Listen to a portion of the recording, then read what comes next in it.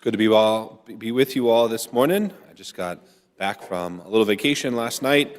Once a year, get together with some friends from seminary, and I've talked about them before. But my really good friend is a priest in Scotland, and once a year we get together, either in the States, and this was a Scotland year, so I've been over in Scotland, and I think I wrote my bulletin letter last week about we were down in York for a couple days, and never been to York, beautiful town, wonderful Catholic history there, and I wrote about the life of St. Margaret Clitheroe, who I was really impacted by, and I'm going to continue to kind of pray with her and learn about her life. But if you didn't see that from last week, she's just an incredible witness who died, gave her life protecting priests as she was having secret masses when it was illegal to be a Catholic in England, back after all that back in the day.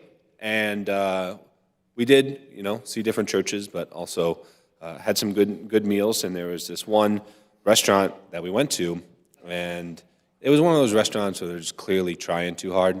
It's called like Fish and Forest, and they didn't let you know what you were ordering. Like literally the first thing on the menu was just onion, onion, onion. That was it. That was all that they gave you. And the next one was like celeriac, venison, and carrot. They would just tell you the elements of the dish, and then you just kind of got surprised. They were trying to do the whole Michelin star thing or something like that. A little too frou-frou for me, but one of the priests there was a foodie, and he was really excited about it. So we come out and with our onion, and whatever the dish was that was coming out, and my buddy Father Mark, he was like, I think this dish needs some more salt. And there's no salt at the table. It was one of those restaurants where you were wrong and the chef was right, and you just did what the chef said. It was kind of one of those kind of things. You see what I'm getting here. But Father Eddie, the foodie, he's from Glasgow, hilarious priest, and he pulled out a tin out of his pocket, and it was a tin of salt. And I'm like, what is this? What is this, Lord of the Rings? You Samwise Gamgee here? You just carry salt around? But hey, it was very helpful, and it was like this, I don't know, same salt as the Queen uses or whatever, something like that, Moldovs or something along those lines. And, he was ready. And we were just kind of cracking up because, the waitress came over and she's like, well, I guess salt is sort of subjective. But we were laughing about it. But, the salt of the earth, and something that we kind of take for granted. Salt is plethora. It's so available in our day and age. You can go to the grocery store and you can find truffle salt, spicy salt, pink salt, kosher salt, ocean salt, all the different salts in the world.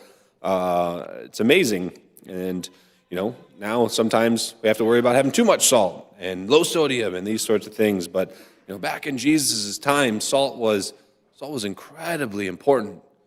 We know that salt makes things taste good, right? We know that back in the day, they didn't have refrigerators, so they would salt to preserve.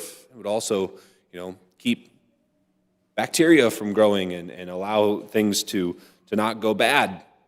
But even the word salary, we get paid a salary at our jobs, it goes all the way back to the Romans.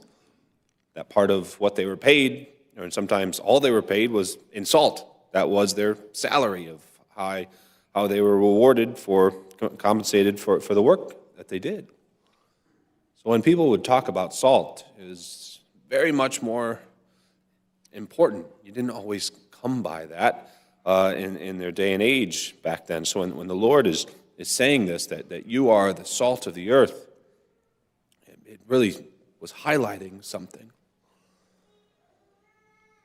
You go back even to the Old Testament and to Leviticus, and when they were making an offering, they would make an offering at the temple of the sacrifice, the meat had to be seasoned. The meat had to be salted. Otherwise, the offering was no good.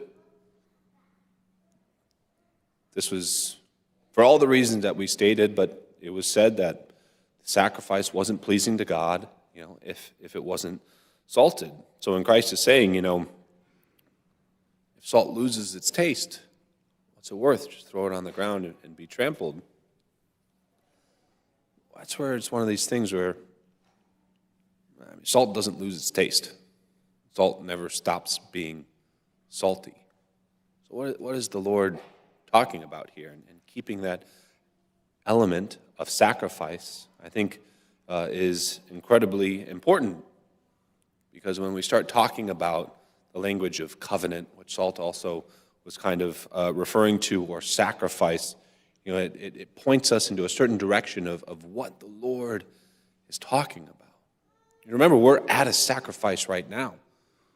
This is the renewal of the unbloody sacrifice on Calvary, right? That Christ gave of himself for the whole world, for all of us, right? And that reminder to each and every one of us that we're participating in this sacrifice.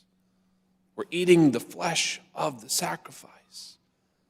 And we're called to take on Christ.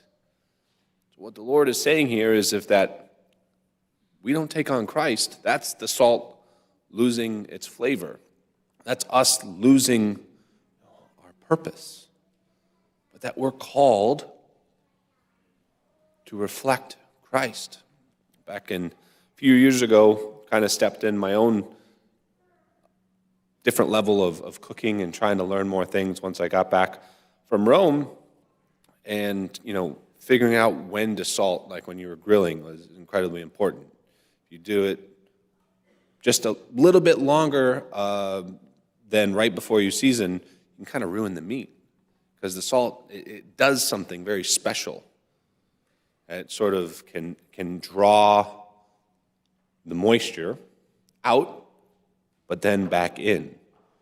That when you're eating something, you don't say, oh, wow, that salt tastes great. You say, oh, that steak tastes great. Or you can even put it on fruit and say, that strawberry tastes great.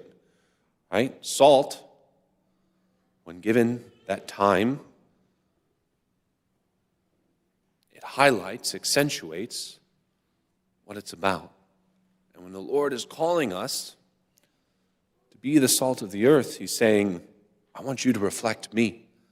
I want you to highlight me. I want you to go out and for people to be like, that's what my life is missing. That's what my life needs. That the world, as much zest as you think it has, it's very bland. It's very empty, very shallow, has no flavor. And when we encounter someone who truly has that fire of the Holy Spirit in their heart, you go, I want that. I need that. And that's Jesus. And brothers and sisters, that's why we're here. To be with the Lord, to receive him into us and say, Lord, not me, but you. Lord, I'm not the center. I don't want to be highlighted. I want to be forgotten so that all they see is you.